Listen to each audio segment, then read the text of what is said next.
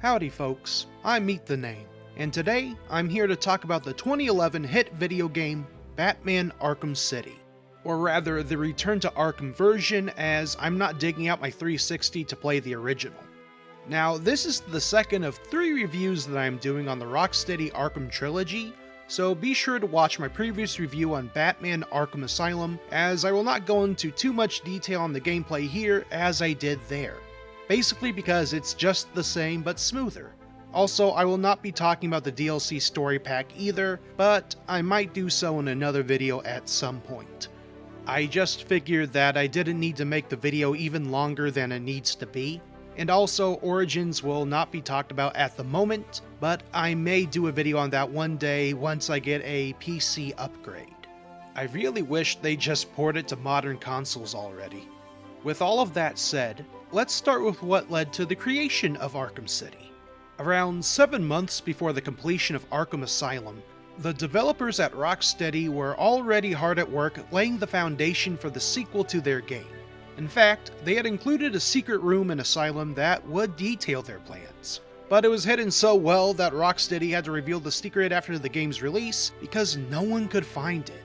An extensive and highly evocative advertising campaign would happen before release, reaching an estimated 15 million consumers. I remember the trailers certainly had me excited. In particular, I remember that one had a striking black and white aesthetic to it, with an emphasis on a grittier tone and violence. I also remember hearing the song Shortchange Hero in one of the trailers by The Heavy, which was also one of my favorite songs at the time. And no, I'm not playing that song during the video. I already got enough copyright problems thanks to my Godzilla review.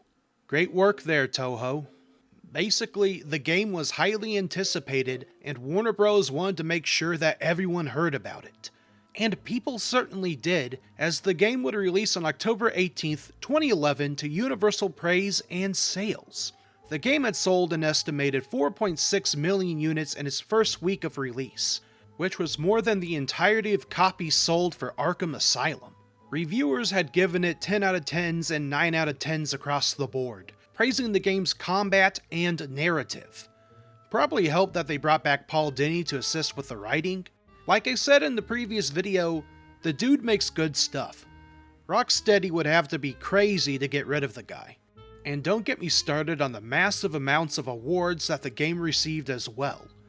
Like holy cow, 2011 was a packed year for games, with the likes of Portal 2, Mass Effect 2, Deus Ex Human Revolution, Dead Space 2, and even freaking Skyrim.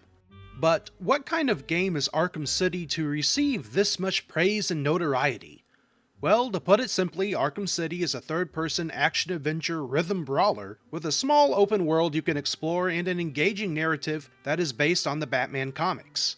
It incorporates a myriad of tools, devices, traversal mechanics, and combat moves to fully immerse the player in its world and setting. Out of the entire trilogy, I think it's my favorite gameplay and story-wise. It's got enough to keep you invested while also not overwhelming you with bloat, unless you count the Riddler trophies, which we'll talk about a bit later. Now, before I get into the gameplay more, I'd really like to briefly discuss the overall premise of the game. Please note that I like to be as spoiler-free as possible. However, I will have a spoiler section later on the video for things I would like to talk about. The game starts with Catwoman sneaking into a building and attempting to rob it, only to be caught by the notorious Batman villain Two-Face. If you don't know who he is, here. You don't want to hurt the boy, Two-Face. It's not about what I want. It's about what's fair. See, you thought that we could be decent. Harvey, thank God you're here. Two-Face took Gordon's boy hostage. Two-Face, you're back. After that, we see Bruce Wayne protesting out front of Arkham City, a maximum security prison that is built over the remains of old Gotham and houses all of the inmates of Arkham Asylum. While protesting, Bruce is apprehended by a private security force known as Tiger, who serves as the guards for the highly dubious prison. Bruce is then thrust into Arkham City, where it is revealed that its warden, Dr. Hugo Strange, knows of Bruce's secret identity. Spoiler, he's Batman.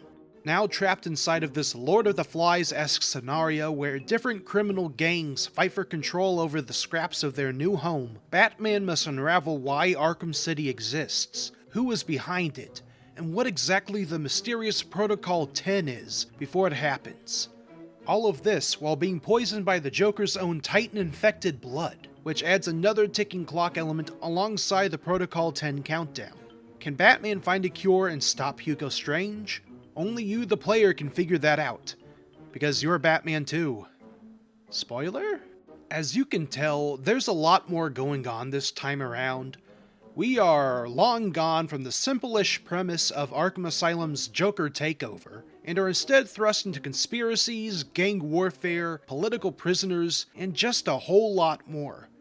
It's a heck of a lot darker too, with overt themes of violence and some very troubling undertones being hinted at in conversations amongst criminals. The folks at Rocksteady and Paul Dini really seem determined to make the sequel bigger not just in scope, but also in story and tone. And you know, for as complex as it all sounds, I would say that it all blends in rather well together. Sure, there are some parts that last a bit longer than is necessary, but overall things feel like they belong. Almost each piece has a purpose in Arkham City's story. Even optional side content can help fill in the blanks on what exactly is going on. Just like Batman, you gotta piece it all together. But unlike Batman, our voices aren't nearly as cool. If you thought Arkham Asylum was stacked with an amazing voice cast, just wait until you hear Arkham City. We see the return of Kevin Conroy as the Batman, Mark Hamill as the Joker, Wally Wingert as the Riddler, along with many other amazing voice actors from the previous game. Except for Arlene Sorkin, who was replaced by Tara Strong for some reason. Not dogging on Strong, I just wish everyone could have returned. We also hear Troy Baker show up, which at this point it's weird to play a game where he, Nolan North, or Steve Bloom didn't voice in it. Those dudes just come pre-packaged with any game at this point.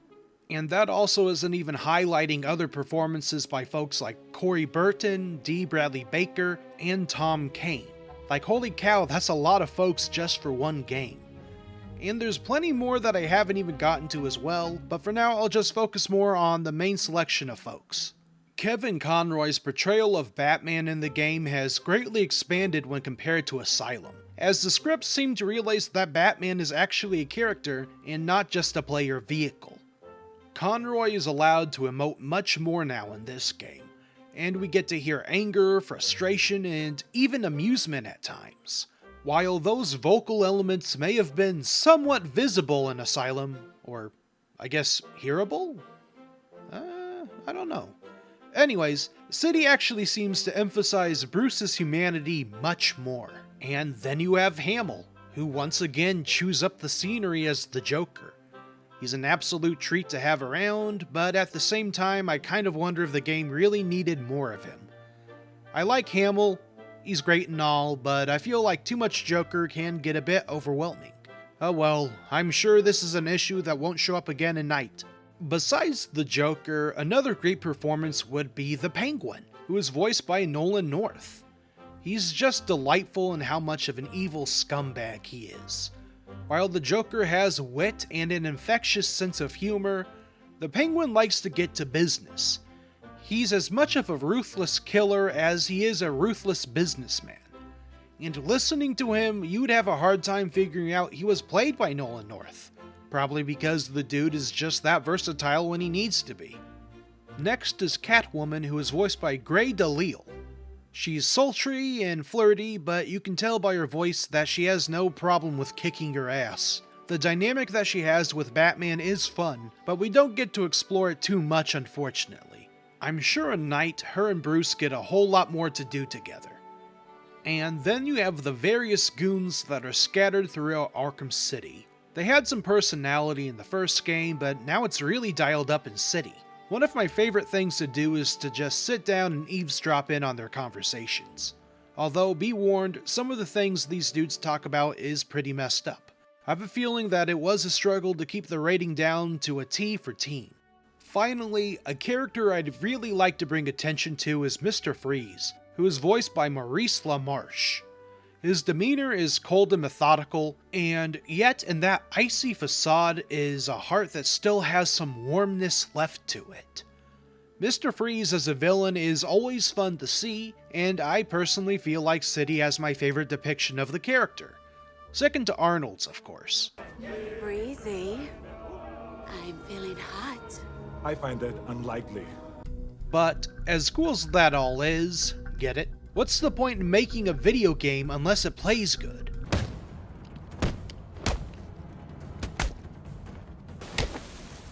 Your face will be dust!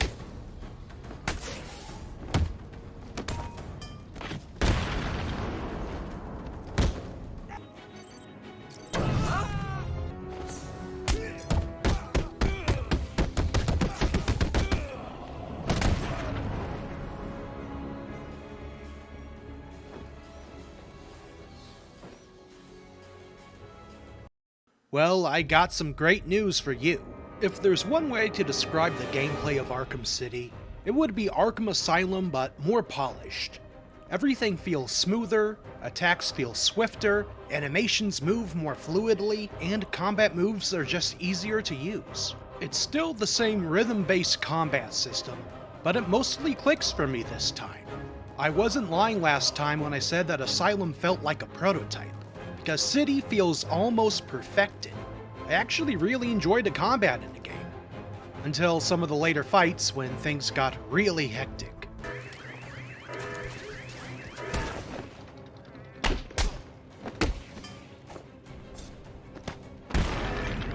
There's also the incorporation of a new feature that's especially useful: quick-firing tools during combat. Not to mention they help spice up the gameplay, which felt a bit stagnant in the last game. This is also helped by the increase in enemy variety. Be sure to pay close attention to what some folks have up their sleeves during combat. I found that knife enemies are especially difficult for me to fight, but that's probably just because I'm bad at games. And you know what? I'm fine being bad at this game because of how fun it is to play. What I want to also highlight is how neat it was to have not just one playable character, but 4 in total. Catwoman in particular was a ton of fun to play, and it was neat to see how her combat and traversal skills differed from Batman's. In fact, I think I actually had more fun playing her than Batman. She's extremely fast, and pulling off combos with her feels satisfying to do. I just wish I was better at parkour when I played as her. Moving on, let's talk about the stealth mechanics. They feel mostly the same, just really refined at this point. What I really appreciated was the new smoke pellet mechanic for when you need to get out of a tight squeeze. It's such a simple thing that makes a huge impact in how you play, allowing for both more forgiving and aggressive play. It's just hugely versatile. And be wary of some of the new toys that enemies also use, like heat vision and radar jammers, as those can definitely affect how you encounter a situation. But hey, the villains ain't the only ones who got new toys. Not only do you have access to most of your original arsenal from Asylum, but you also get new ones too. Early on, you'll get one of my personal favorites, the remote electrical charge gun. This doohickey is great for puzzle solving and bad guy stomping. A lot of the items that you acquire in the game can have dual purposes for both riddles and combat. It's a greatly improved element from Asylum that wasn't baked nearly as well last time. Traversal itself is an area that also received a huge overhaul. Thanks to the greatly expanded map, you now have a reason to climb and glide, allowing yourself to greater cover vast distances. There are some times when I did press grapple and it didn't work though, but maybe I just pressed it a moment too late. I would also recommend doing VR training as soon as possible, as you get a special grapnel boost that I think is essential to make exploration run as smoothly as possible. In fact, a lot of very useful gear that's found in the game is optional. Batman's detective abilities have also been given a bit of a facelift. Now instead of vapor trails, you'll have bloodstains, bullet trails, and radio signals to follow. There are also crime scenes you can now scan that helps in solving cases. That's right, this game has side quests now. While it isn't Skyrim sized, there are enough to feel substantial without being overwhelming.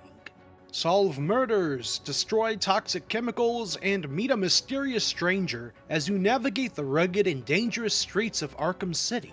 I feel like the game greatly rewards exploration, and also punishes you for finding things too early by dangling trophies just out of your reach. That's right, baby. The Riddler is back! Whoa! In Arkham City, the Riddler's riddles have become more like puzzles. Although I guess a riddle is like a word puzzle. They even sound the same. I'm just dumb enough to have never made that connection until now, huh?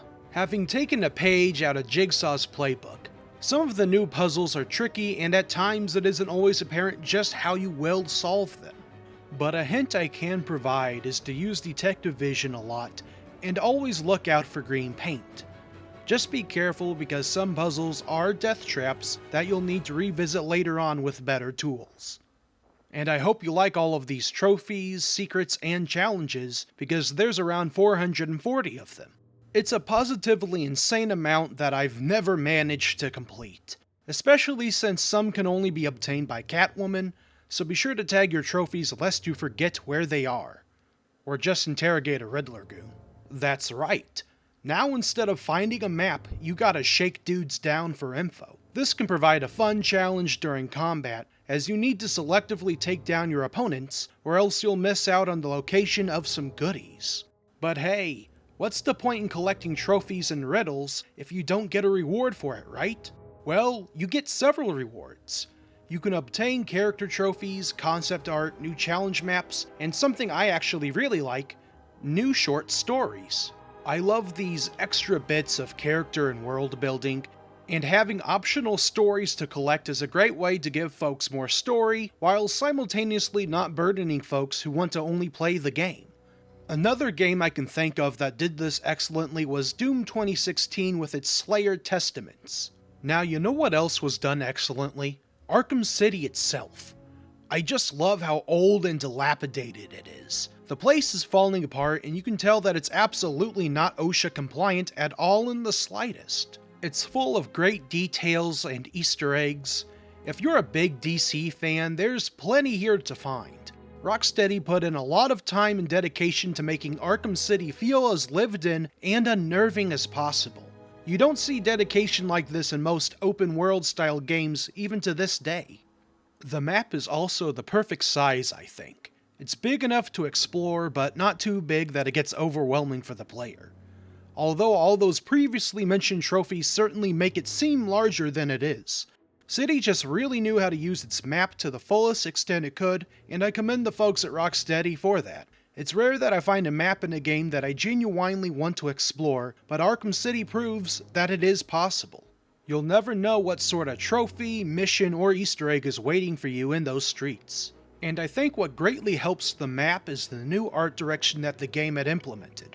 If you look closely between the designs of Asylum and City, you'll see that Rocksteady had decided to greatly veer away from the more comic book style and started to get closer towards gritty realism. I can't help but wonder if maybe that was due to the success of the Christopher Nolan Batman films with their more realistic nature. Or, well, about as realistic as you can get with Batman until The Batman, which is not very realistic at all, no matter what. Now, I personally feel that this strive towards grit and realism also makes the game show its age more. Asylum has this timeless feel to how it's presented, similar to the cartoony proportions of characters in a game like TF2. City has more pores than ever, and at times many of the textures begin to show their age. Now, I'm not some sort of graphical purist. I don't need my games to be in 4K, but I do think that a consideration towards future-proofing an art style should be enforced more in modern games. The more we head towards realism, the more apparent it is when we don't meet it. But other than that, the game still looks good in my eyes. Some folks may not be fans of all the gray and brown, but the small splashes of color and neon in between do a lot to break it up. Arkham City as a game is designed to be gritty feeling. It makes you uncomfortable. Just like how some of the character designs can creep you out too. Just look at Two-Face or the Penguin and that piece of glass shoved in his face. Even though folks may seem more realistic looking, there's still some of that comic book inspiration in there, but it has been watered down quite a bit. Again, probably due to the Nolan films and the need for a grittier, darker tone and story. For Arkham City's music, the duo of Nick Arundel and Ron Fish have returned yet again. The music is more action-packed this time, with an increased orchestral flair that felt like it came more from a movie than a cartoon. I don't have much to say on that besides, it was excellent as usual. Okay, so with that said, I do want to talk about some story and boss stuff here real quick, so if you want to avoid spoilers, go to here. I think in terms of boss fights, City has improved greatly over Asylum. They have more interesting mechanics that make the player think a bit. However, many still devolve into fighting a big man or big monster. But the good news is, we don't get nearly as many reused Titan fights. I think my two favorite fights are Solomon Grundy and Mr. Freeze, and both for completely different reasons. Grundy was great for me because of his presentation. I love the sparks and sound design of his attacks. The music was disturbing and added to the sense that this was an unholy, undead abomination that Batman is trapped with. I just wish the fight didn't have those weird little maggot things, and that Grundle telegraphed his attacks more. Now, Mr. Freeze was mechanically the best fight in the game, in my own opinion. The way he adapts to the player is great, and his constant pursuit keeps you on your toes. It was great to watch as he incorporated his own tactics to counteract yours by utilizing his own technology. However, like many things, the fight did drag on a bit too long. I think Freeze could have been better if he had a bit less health, but that's just my opinion. As for the story, I enjoyed it for the most part. However, I feel that the inclusion of Ra's al Ghul was a bit much. This ancient cult leader just so happened to be directly tied to both Gotham and Batman, and had also orchestrated a plot to kill everyone in Arkham City. It was just a bit much, and I felt like they included him just to say, look, here's that one Batman villain everyone likes because of the Nolan movies. I think just having Strange stand on his own as the mastermind would have been a bit more interesting and less convoluted. But then we probably wouldn't have Wonder City, which I really like the concept of. Guess you gotta give and take a bit. One final thing regarding the story, I was personally glad when the Joker died at the end, because that was supposed to mean that we'd be free from him. Now I love Mark Hamill and his Joker is amazing, but at this point I think I had clown fatigue. Plus, it was great to hear Conroy give one of his most emotionally charged lines over the Joker's death. I still get goosebumps from it. Man, I really hope Suicide Squad does Kevin justice. Okay, spoilers over. So, overall, I think Arkham City is one of those rare cases where a game really does deserve the universal praise it gets. It's incredibly refined and fun to play, with a story that is mostly engaging despite my nitpicks, if not a bit long in the tooth at times as well. While Arkham Asylum is a personal favorite of mine, I absolutely think that City is probably the most well-executed of Rocksteady's games by far. If you have the time, I'd say you should definitely check out Arkham City. It's a decently long game, but it seems to flow pretty naturally. I don't think I was ever bored while playing it, and I was always excited to see the next set piece or cutscene. If there is one thing I would say disappointed me, it would be the bonus suits. Don't look too long at the Batman Beyond skin, trust me. With all of that said, Arkham City leaves behind an amazing legacy. It really did cement Batman as not just the world's greatest detective, but probably the world's greatest gamer as well. Actually, I don't know if that's a good thing. And with every success, more would be expected to follow. While I feel the series could have ended well at Arkham City, the almighty dollar demanded one last hurrah. And so City would be followed in 2015 by Arkham Knight. I won't talk about it much now, but let's just say that the video for that will take even longer to make. And it may not get as much praise from me as the other two games did. After all, it's the story of how the Batman died. Thank you all so much for watching this video. I apologize for taking so long to get this one out. The holidays have left me pretty busy, so it took a bit to get all the footage taken and the script written. I hope it was an enjoyable experience because I certainly had a lot of fun playing one of my favorite games from when I was a teenager. The next video or two are probably going to be film reviews. If you have any ideas for what I should review, please feel free to comment down below. I know Zack Snyder just made something, and I am morbidly curious about it. Also, please be sure to like and subscribe if you enjoyed the video. I'm up to 65 subscribers now, which is just an absolutely breathtaking amount. I am seriously humbled by how kind the response was to my Godzilla -1 review. From the bottom of my Taco Bell encrusted heart, thank you all so much for the support. With all that said, I hope you all have a wonderful day. Oh, you should have finished me, Batman. We'll get out of this, and we'll be back. Do I look scared, Harvey? You should. Fate is all that stands in our way, and if the coin says that your time is up, then you'll die.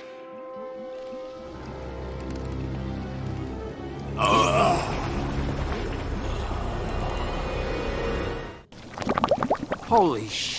What kind of psycho? Dude, this car kicks ass, and I can watch Batman. Ryan, look out! So fucking funny, they make me want to merge without looking.